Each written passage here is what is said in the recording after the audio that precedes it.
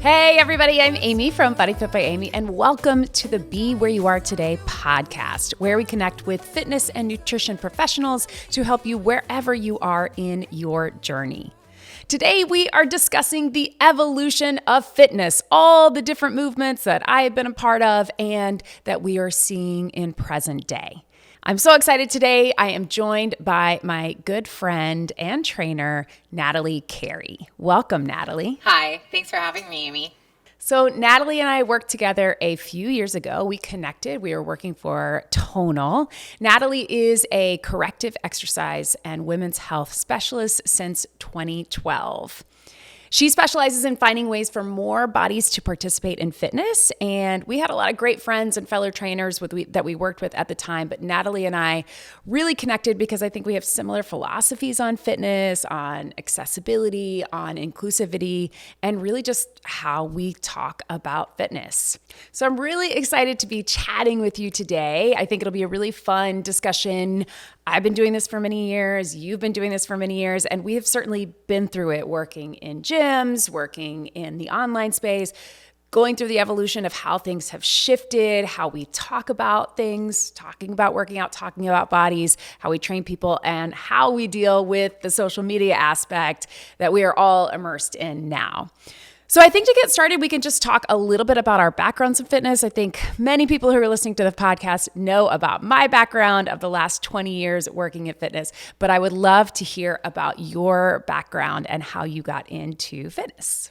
I grew up as a ballerina, and then I got into weightlifting in my 20s. So I got my first personal training certification back in 2012. So I've been doing this for over 13 years now. And yeah, as you said, things have changed a lot since I first became certified.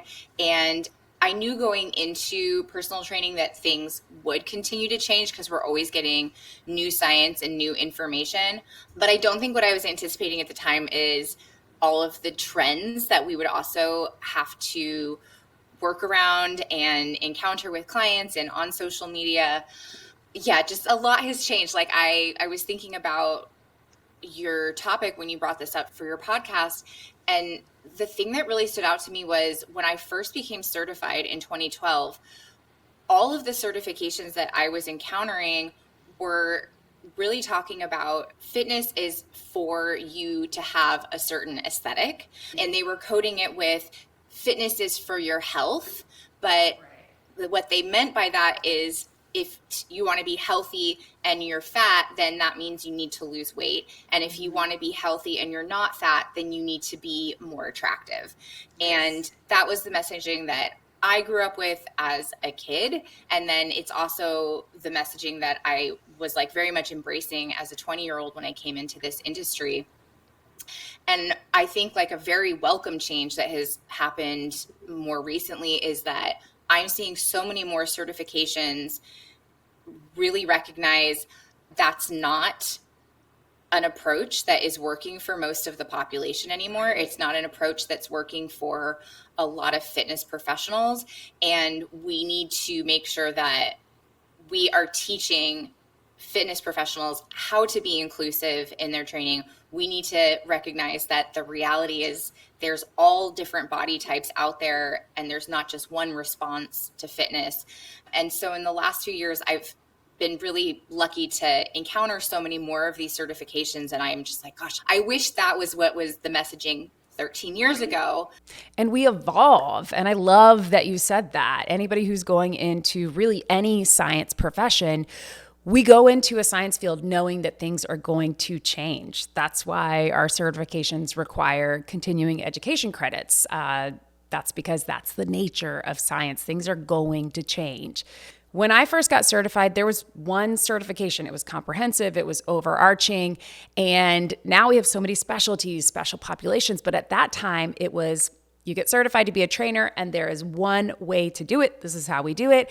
And we had the assumption that was often correct that people were coming to us for a specific reason, usually aesthetic, right? Whether it was weight loss or toning up or looking a certain way. We weren't necessarily expecting people to come in wanting to be healthier or strong. And not only was it not working for people, I think it was working against them. There's a lot of talk now about how historically it's been touted as women being overweight or people being overweight, but they've really just been under muscled. And we're seeing the effects of that in aging in so many ways. I feel like when I first got certified, I had so many people, and I'm sure you have had this over the years, clients come in or people say, I really would like to go to the gym or I would like to start training, but I want to lose weight first. People are afraid to go into a gym setting or even work with a trainer in a private setting because there was this idea of, oh, people who go to gyms are already in shape. They look a certain way. They're not going there so I got to lose the weight first and then I can do the rest of it. And it's such backwards thinking for weight loss, but more specifically just for overall health. That is something that has kept people from feeling like a gym or a studio or any exercise setting is a place for them. And thankfully, I feel like we're seeing that change. And to your point about certifications, like, when I started there weren't even like prenatal and postnatal certifications. There certainly weren't menopause or corrective exercise or fitness for runners. We have so many different options now, which is great for us as trainers, great for consumers because there's lots of specifics that they could get into for their specific goals or their specific bodies. But it was very much like, this is how you do things.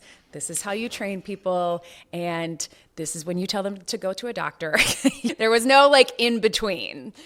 I think like you and I being trainers who try to be like inclusive and welcoming to all bodies, we're at a really interesting time in our careers, I think, because on one hand, body positivity is really not trending anymore like it was a few years ago. Yeah. On the other hand, going into all of this science based on women's bodies, where we're finally talking about menopause and we're finally talking more about pre and postnatal training, and especially like treating women who have had children as postnatal for the rest of their lives and not just, oh, that's a temporary thing.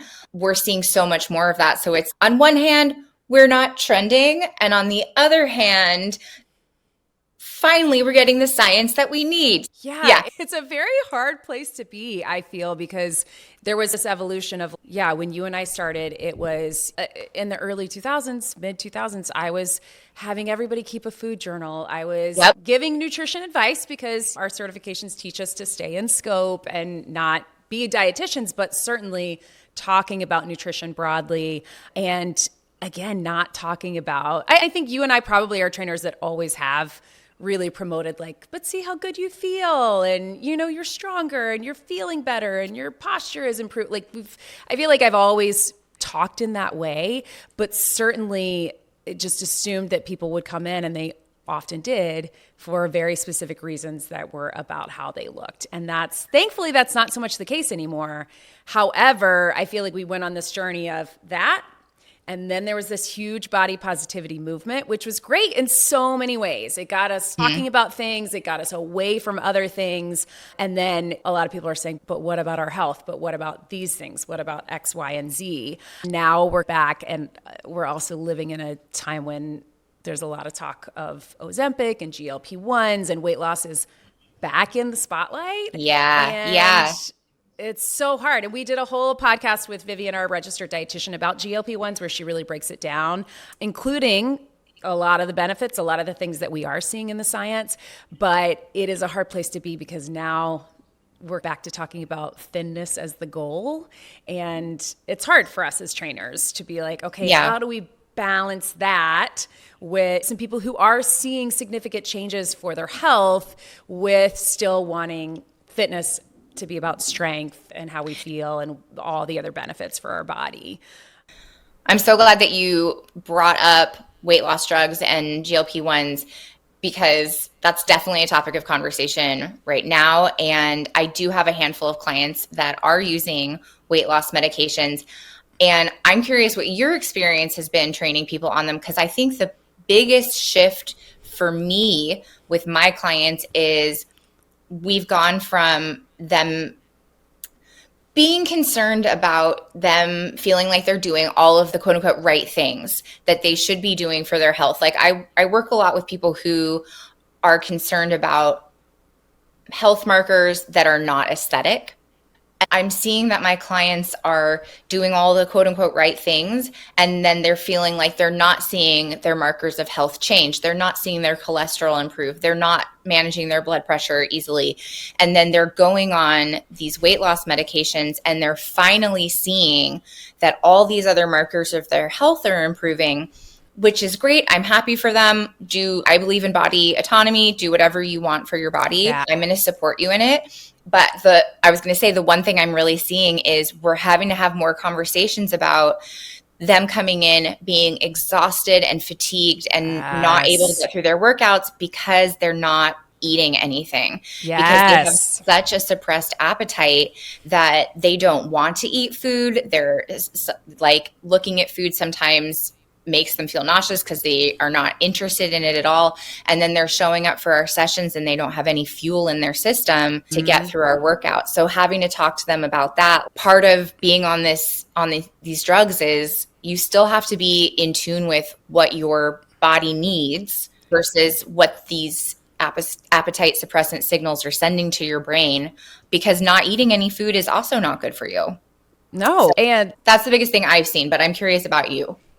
yeah, I would say the same. Certainly I have a close friend and former client who is on one, and for a while was considering going off because she was not feeling well and couldn't do her workouts. And she was like, this feels like counterproductive. And that's when I was like, it might be for you, because if you're not able to maintain muscle, which I think that is the biggest thing. And in some ways, I am seeing some people realizing the importance of muscle and protein maybe more so than they did before. And in other ways, it's why would I work out? Because I have this. I don't know that I'm seeing that so much in the people that I encounter, but certainly I think that is happening to some people of, oh, there finally is something that is actually working. Because like you've said, I also have had many clients and friends and people close to me over the years who have done everything right and have not seen, whether it's physical or health markers, like you talk about cholesterol, blood pressure, all of those things, have not seen the changes that we would expect as trainers. It does not work for everybody. It just doesn't. Yeah. And everybody is different. And like sometimes it's heartbreaking just to watch people work so hard and also be dealing with what society is telling them that their body size is equating to their worth, their value, all those things that we grew up with, diet culture, and then to be doing all the right things and not seeing the results. I do worry about the quick fix people and the people who are using it as a substitute. That's the one thing we for sure know. It cannot be a substitute for exercise or for getting nutrients into your body. But it's hard. I think especially of my older clients who are mom's generation, our grandmothers, they have never known exercise beyond exercising to be a certain size. Like thankfully our generation, and I'm very hopeful for my kids' generation, are growing up with, oh, we want to be strong. We have fun when we do this. We feel good.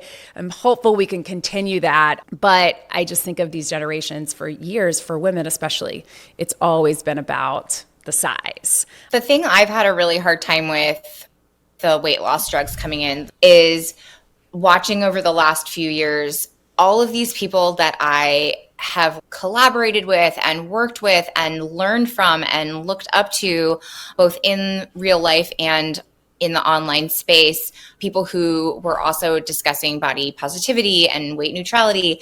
And then in the last couple of years, just have overnight, it appears to be just like overnight, lose weight, come back onto their social media after being inactive. And then now there's radio silence on body inclusion. And for me, I really don't care whether you want to lose weight or gain weight or do like just a blanket statement. I think everybody should be able to do what they want with their bodies. But what's so hard for me is seeing them not support or talk about this topic anymore. And part of me is it because you no longer care about that? Or is it because you don't feel like you're welcome talking about that? Do you now feel like you're an imposter talking about that?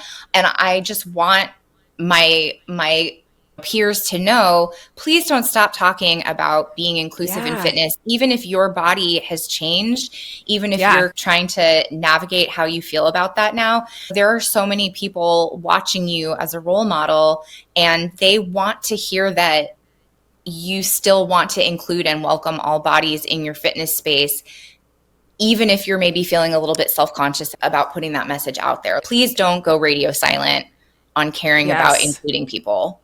I agree 100%. And I love that because I do think we're seeing that.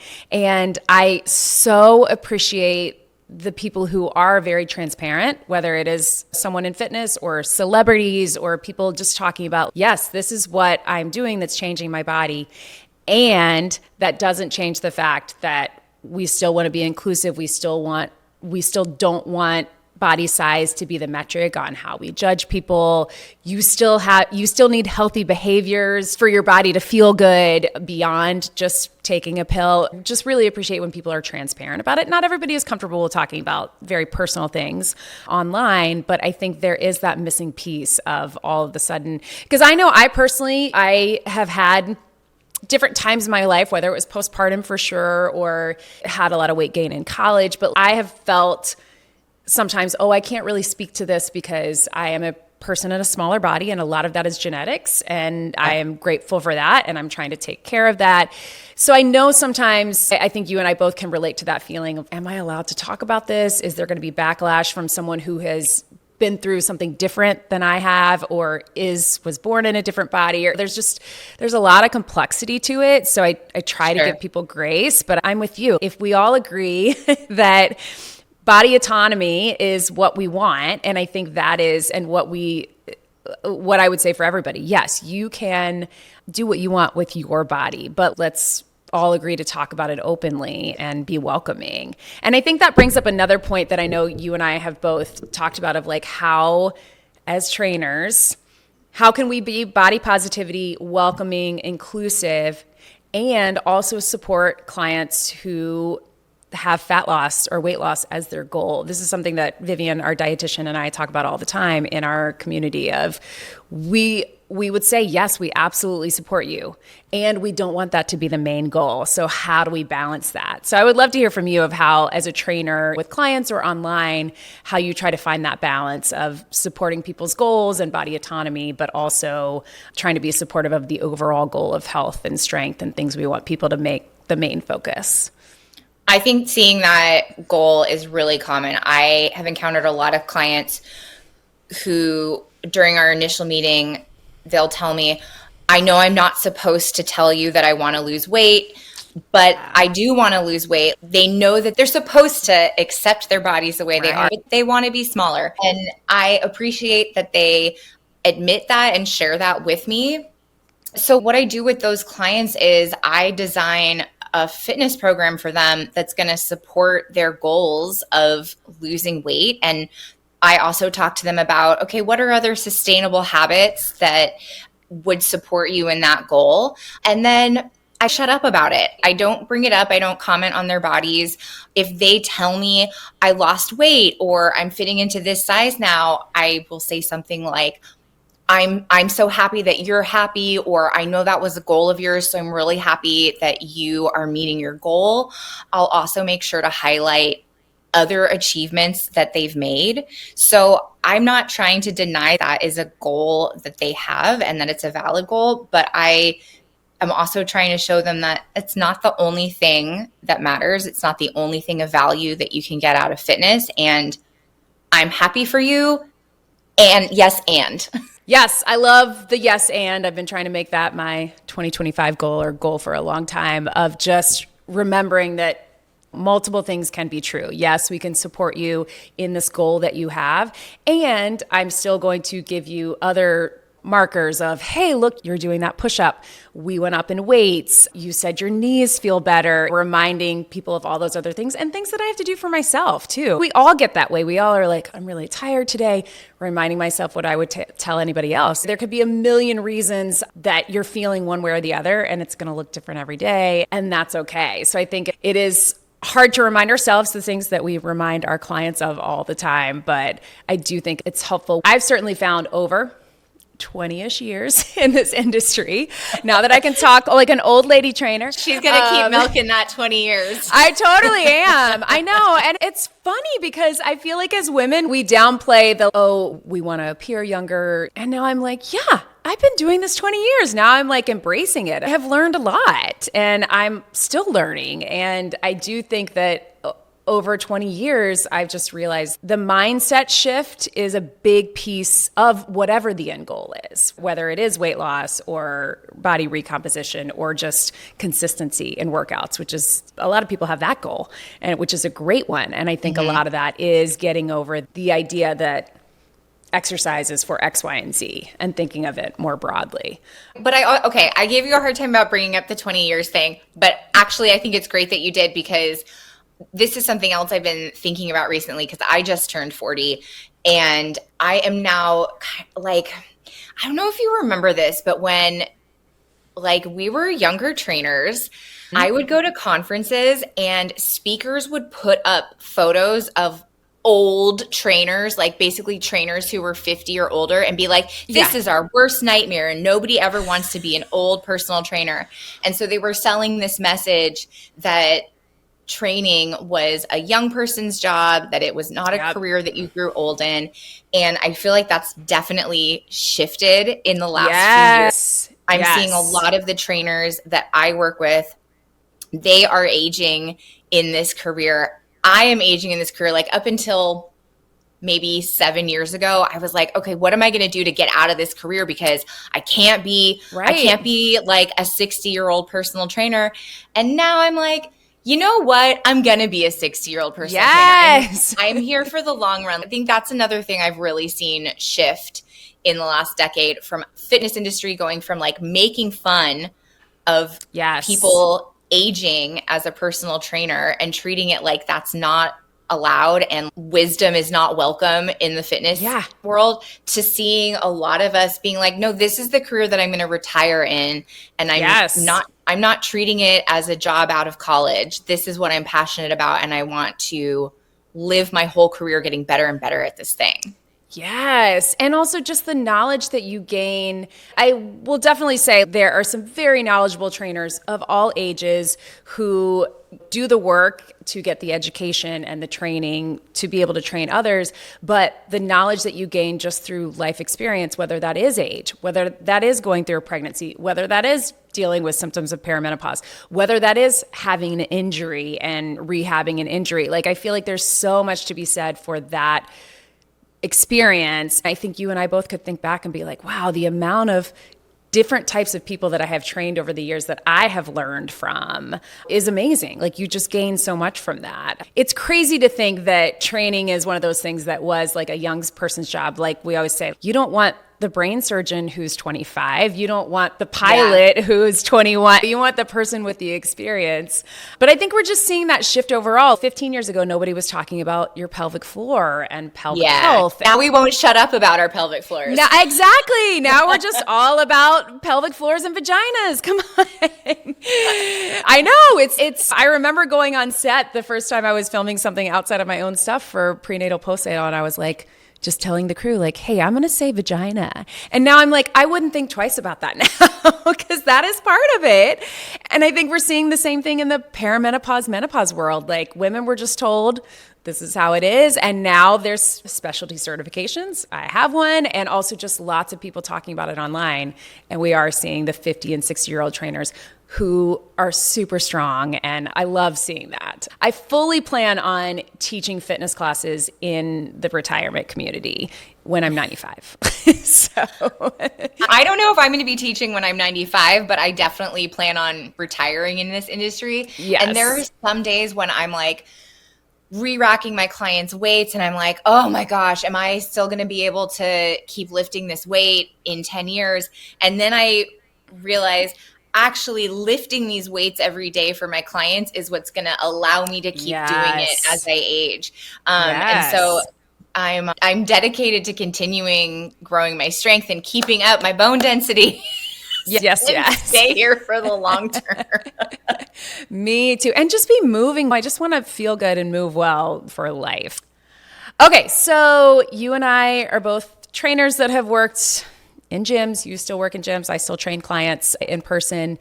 And we also have both been in the online fitness space for a while now. I feel like I could talk forever about the challenges I find in that space. Also the beauty in that space of creating a community of people that you don't see in person and people that are all around the country, all around the world. But what would you say are some of the challenges you face in around this topic as fitness has evolved and as we're trying to stay relevant and also get our message out there, but not playing to the things that we don't necessarily agree with, the things that get clicks? Yeah, it's so hard. I want all bodies to feel welcome because that is not what people are clicking on right now. Yeah. And that's not what people really want to hear. And that's cool. Like I can pivot. So it's the way I look at it is sometimes we have to play the game a little bit in order to gain access to the spaces that we want to be in, to gain access to the people that we want to be talking to. And so a secret I've never shared with anybody before is that on my YouTube, one of my most popular types of videos is inner thigh workouts.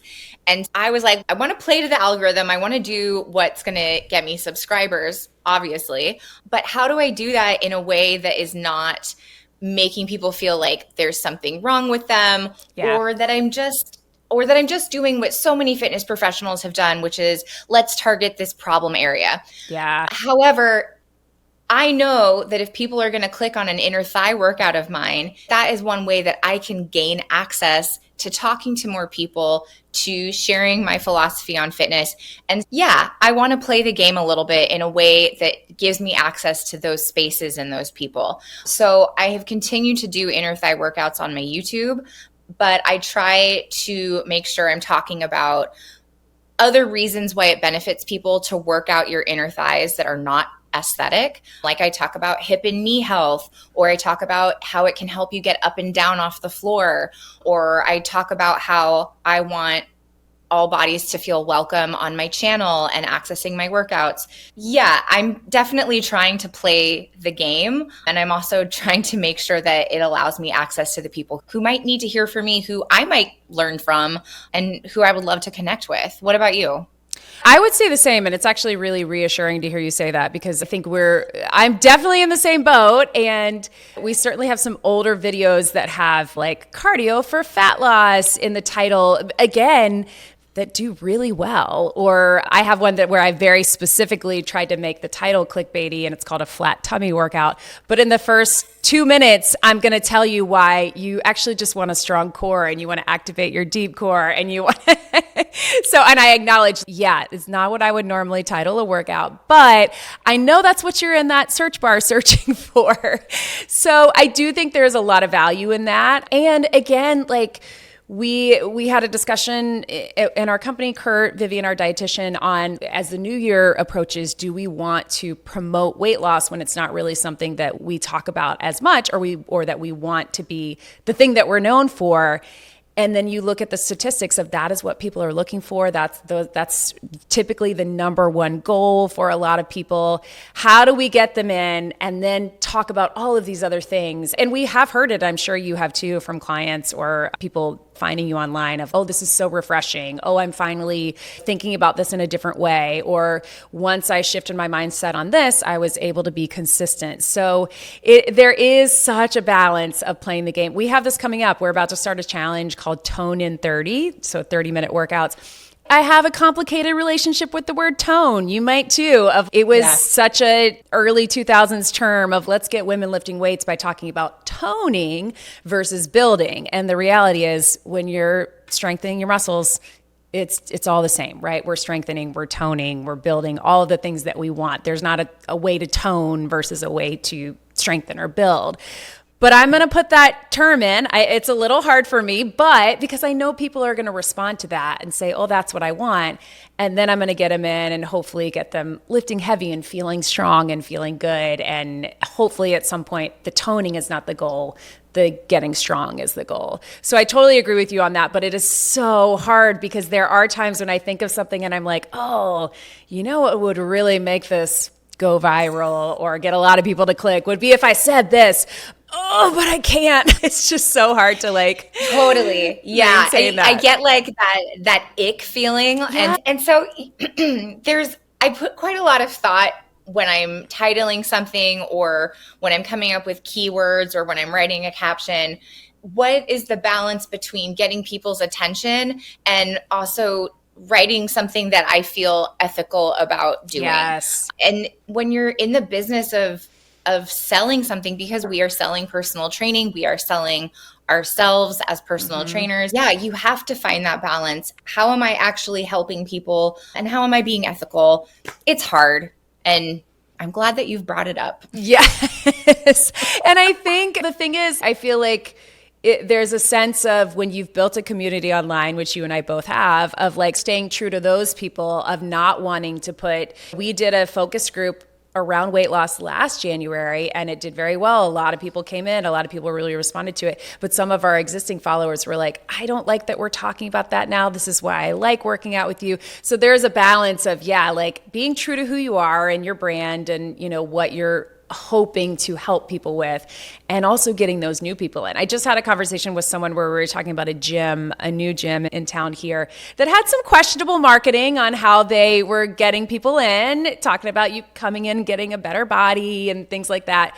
And I was like, at the end of the day, yes, I cringe at that stuff, but if it gets people in the doors and it gets people moving, I'm all for it. Maybe somebody is going to be like, oh, this is my thing, or and I think you and I would both say this. I'm in mostly the world of online fitness, but if you're a gym person, if you love going to a class with 30 people, you absolutely should do that. You should find what is best for you and your journey. And for some people, that's working out in the living room. And for some people, that's going to a gym. And there's so many ways to do it. But it is such a struggle of like, how can I keep up in the online space, but also stay true to myself and stay true to what I hope to be putting out there to the world. On that note, everybody follow Natalie because she puts out a lot of good stuff out there. Oh, thank you, Amy. Back at you. Yes. And we really should collaborate because we both have YouTube channels. We're both on Instagram and we both like to wear costumes during our workouts. We do. We're both a lot of fun. We have been talking about this for years of doing some videos together. So we should definitely get in on that. I think we also have some matching outfits, like maybe Fabletics outfits. I think we've talked about this before. Our gold ones, gold like snakeskin ones. I buy a lot of stuff from I know. Fabletics. I love Fabletics. Yeah. Anyway, so collaborations between Amy and Natalie coming soon. Yes, please.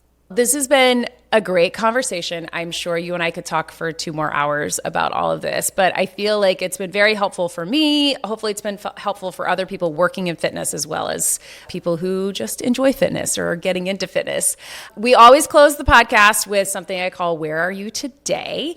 Hence the name Be Where You Are Today. And sidebar, you and I also first connected because something I always say in my workouts is be where you are today, as in just show up and move your body. And if that means you're low impact today or you're only going 5 minutes instead of 20, that's okay. Be where you are today. And yours is remind me. So my main one is thanks for being excellent to yourself today. I also say wherever you're at today is exactly where you need to be. I love it. So we also first connected on that because, again, similar philosophies, different phrases, but of just being present and being in the moment and just showing up for yourself. On that note, we always close the podcast with a segment we call Be Where You Are Today, and that is where you are in your own journey. So that can be where you are in your own fitness journey, and as a trainer, obviously that's what we've been talking about. But anything else you want to add or helpful tips for people as they're navigating this ever-changing world of fitness like you and I are? Yeah. Okay, here's a tip wrapped up with where I am at today. So I've been a competitive pole dancer for over a decade, and I've realized in the last year that my body can just not sustain that level of movement anymore. And that was a hard realization for me. And so I've transitioned into a different type of aerial sport so that I can continue doing aerial work but not come home every day with a tweaked shoulder or a back out of alignment. And so that's been hard for me to learn, but I would say it's also a good lesson, just like listening to your body, just because some type of movement is maybe not the best choice for you anymore, it doesn't mean you're not going to find joy elsewhere. There's 1,000 different ways to move our bodies, and we can just keep finding ways that work for where we're at today. I love that. I love that so much because I think we do, again, we have been raised with this culture of just no pain, no gain. If you work hard enough, you could do it forever. And that's just not the case. I would say for me, it was running. I loved running, ran races for years and just realized my knees didn't like it anymore. But I still love to hike and do other things outside. But it was a little bit of an identity crisis to be like, oh, but I should just be able to keep doing it. And we really have to listen to our bodies and do what feels best while still doing some of the hard things too, just differently. What's your new aerial sport? I have taken up Lyra. It's the aerial hoop. And it's a lot easier for me to grip. I have very small hands. So I'm having a really much easier time on my shoulder, putting it in place when I'm not struggling to grip stuff. And it just is a lot more gentle on my body. Amazing. Yeah, and it's fun.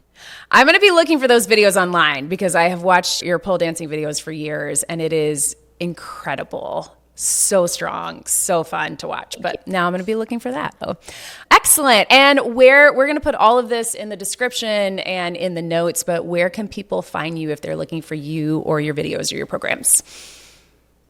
I'm a San Francisco-based personal trainer, but I do virtual training with clients all over the country.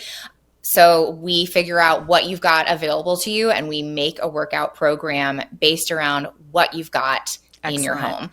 If you want to reach out to me, Instagram's the easiest way at Barbell Blondie. And then you can also go over to my website, barbellblondie.com. Excellent. Thank you so much for joining us today. Would love to have you back, and we definitely need to at least make some videos together before the next podcast. So I will see you very soon. Thanks, Natalie. Thanks, Amy.